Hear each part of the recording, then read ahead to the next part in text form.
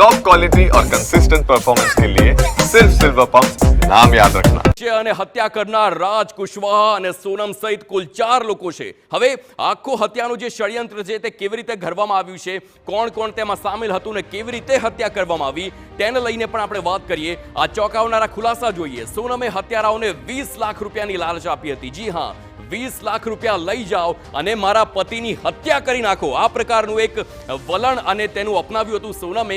રાજાની હત્યા માટે સૌથી પહેલા 50,000 રૂપિયામાં ડીલ થઈ હતી।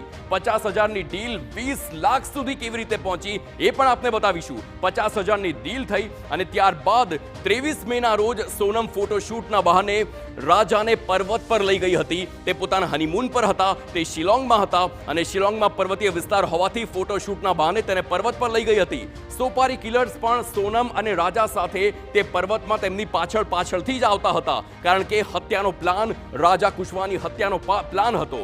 પર્વત પર ચઢાણ કરતા આરોપી થાકી ગયા અને હત્યાની જ ના પાડી દીધી। સૌથી પહેલા તો એ જ વખતે તે લોકોએ હથિયાર મૂકી દીધા, કારણ કે પર્વતીય વિસ્તાર હતો, ત્યાં ક્યાંક ને ક્યાંક શ્વાસ લેવાની પણ તકલીફ પડતી હોય છે। પરંતુ સોનમે હાર ના મારી।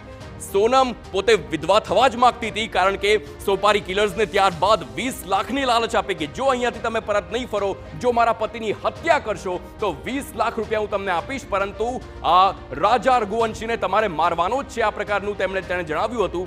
રાજાના પર્સમાંથી તાત્કાલિક 15,000 રૂપિયા કાઢ્યા હતા અને સોનમે તે સોપારી કિલર્સને એ જ વખતે આપી દીધા હતા અને આ ટોકન અમાઉન્ટ કહી શકાય, કારણ કે ત્યારબાદ 20 લાખની લાલચ આપવામાં આવી હતી।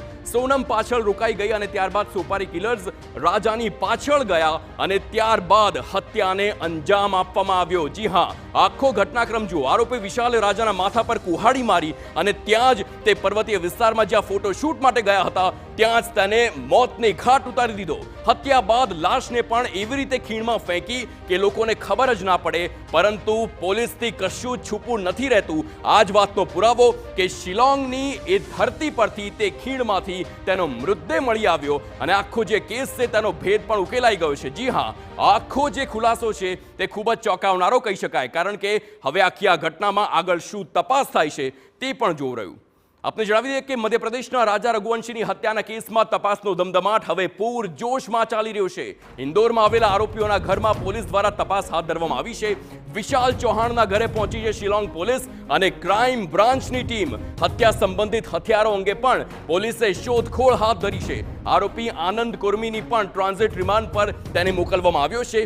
ચારેય આરોપીઓને મેઘાલય પોલીસ લઈ જશે શિલોંગ અને ત્યારબાદ વધુ તપાસ હાથ ધરવામાં આવશે। ઉલ્લેખનીય છે કે સોનમ સિવાયના પણ 3 આરોપીઓ છે, જે આકાશ રાજપૂત હોય, વિશાલ ચૌહાણ હોય અને રાજ કુશવાહા, તે તમામને સોમવારે જ 7 દિવસના રિમાન્ડ પર તેમને મોકલવામાં આવ્યા છે અને આજે આરોપી આનંદ કુર્મીના પણ ટ્રાન્ઝિટ રિમાન્ડ મંજૂર કરી દેવામાં આવ્યા છે। હાલ ચારેય આરોપી ક્રાઇમ બ્રાન્ચની કસ્ટડીમાં છે અને સોનમ સહિત ચારેય આરોપીઓને શિલોંગમાં રજૂ કરી તેમના આગળના રિમાન્ડની પણ માંગ કરવામાં આવશે, કારણ કે આખરે આ હત્યા પાછળ શું કાવતરું ઘડવામાં આવ્યું હતું અને શા માટે હત્યા કરવામાં આવી હતી। જો તે પ્રેમ રાજ કુશવાહાને કરતી હતી તો શા માટે રાજા રઘુવંશી સાથે લગ્ન કર્યા હતા? આવા અનેક સવાલ છે, તેના તમામના જવાબ માટે વધુ રિમાન્ડની માંગ કરવામાં આવશે।